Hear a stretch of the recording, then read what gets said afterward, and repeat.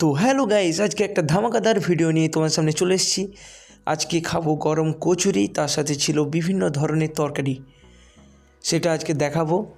দেখতে পাচ্ছ এদিকে গরম কচুরি মাটির উনুনে ভাজা হচ্ছে, পুরোটাই সম্পূর্ণ কাঠের জালে।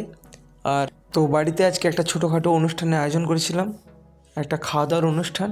আর হঠাৎ করে ইচ্ছে করলো যে কচুরি তার সাথে কিছু সবজি বানিয়ে আজকে দিনটা আনন্দ করব। তাই হঠাৎ করে ডিসিশন নিয়ে বাজার থেকে রুল ময়দা কিনে আনলাম আর হঠাৎ করে বানিয়ে ফেললাম গরম গরম কচুরি, খাস্তা কচুরি।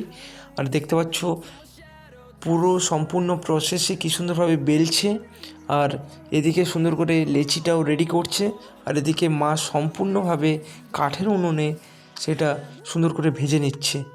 তো পুরো প্রসেসটা দেখতে থাকো।